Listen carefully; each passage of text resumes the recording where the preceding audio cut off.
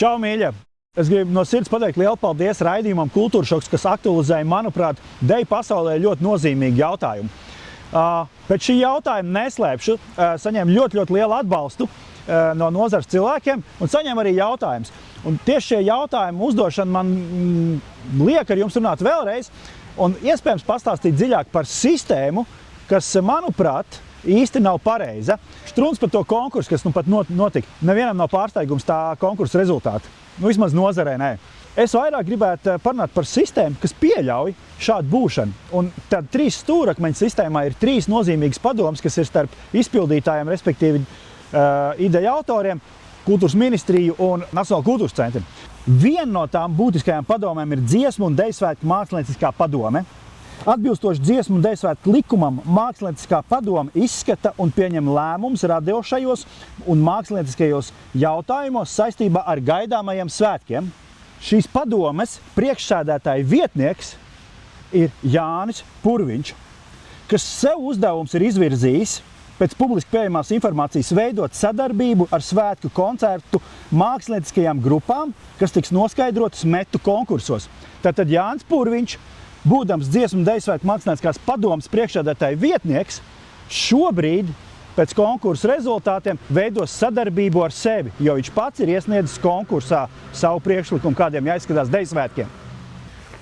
Otra ir Latviešu skatuviskās dejas nozares konsultatīvā padome. Tātad visnozīmīgākā nozares padome, kas lēmj gan par attīstību, gan par konkursiem, gan par skatēm un būtībā par starpsvētku notikumiem, gatavojoties nākamajiem svētkiem. Šīs nozares konsultatīvās padomes priekšsēdētāja ir Gunta Skuja, viņas vietnieks Jānis Purviņš. Jānis Purviņš ir iesniedzis metu konkursā savu redzējumu. Gunta Skuja tam ir iedevusi augstāko iespējamo vērtējumu atšķirībā no citiem konkursantiem. Trešā, lielākā un, manuprāt, ietekmīgākā padome ir Dziesmu un deju svētku padome. Tā lemj par dziesmu un deju svētku tradīcijas attīstību valstiskā līmenī, skata finansējums, likumus, ilgtermiņa stratēģiju, organizatoriskos jautājumus. To vada kultūras ministrs. Šī padomē tiek pārstāvēta katra amatieru mākslas kustība. Deju nozari tur pārstāv 2. Viens no tiem Jānis Purviņš. Šī ir arī padome, kas izvērtē pēc svētkiem notikušos svētkus, to rezultātus. Paņemam nost visus šos birokrātiskos nosaukumus un padomus un tā viss tā cilvēcīgi ir tā, ka es darbojos vienā grupiņā, kas izveido konkursu nolikumu. Ar citu grupiņu es šajā konkursā uzvaru, jo mani vērtē atkal mana grupiņa. Pēc tam es ar sevi veidoju sadarbību, lai mākslinieckais saturs atbilstu manām un tās grupiņas interesēm, un pēc tam, pēc svētkiem, es ar citu grupiņu atkal izvērtēju savu darbību un iedodu sev labu atzīmi kā ceļmaizi nākamajiem svētkiem. Ja jums liekas, ka es tur tukšu salmu skuļu, tad es jums gribu pastāstīt, kā mums iet no 2000. gada sākuma. Tātad, kā iet koru pasaulē un kā iet deju pasaulē. 2003. gads, noslēguma koncerts Mežparkā. Mākslinieciskie vadītāji Aira Birziņa, Jānis Zirnis. Stadionā pie dejotājiem mākslinieciskie vadītāji Jānis Purviņš, Jānis Ērglis. Pēc 5 gadiem, 2008. gads, Mežparks, mākslinieckais vadītājs Māris Sirmais.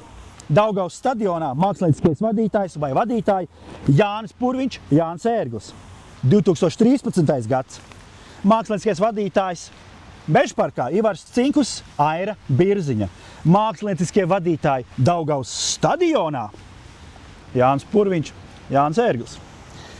2018. gads, mākslinieckais vadītājs Mežparka estrādē Mārtiņš Klišāns. Mākslinieckie vadītāji Daugavas stadionā Jānis Purviņš, Jānis Ērglis.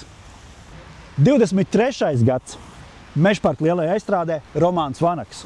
Stadionā Jānis Purviņš, Jānis Ērglis. 2028. gads. Vai tiešām?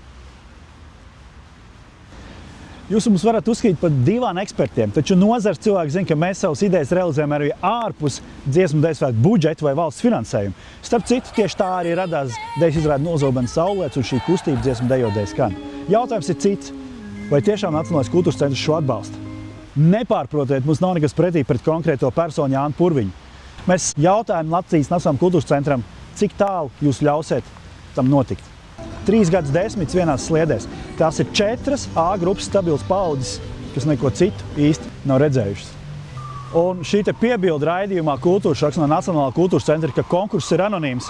Katrs ir piekritis, parakstījis kaut ko un apliecinājis savu neinteresētību tik tā, cik tā tas ir iespējams. Nu, izbeidziet. Jebkurš no konkursa dalībniekiem savu kodu varēja pateikt jebkuram. Šo kodu dalībnieks piešķīra sev pats, nevis Nacionālais kultūras centrs, robots vai rindas kārtas numurs. Draugi mīļie, tā vai citādi svētki jau būs. Un dziesmu svētku garīgs jau nedzīvo virsvadītājos vai mākslinieckajā vadībā. Jūs taču zināt labāk par mani, ka uz laukumu mēs visi ķersim kaifu, neatkarīgi no tā, kurās sliedēs mēs iesim. Lai jums forša vasara!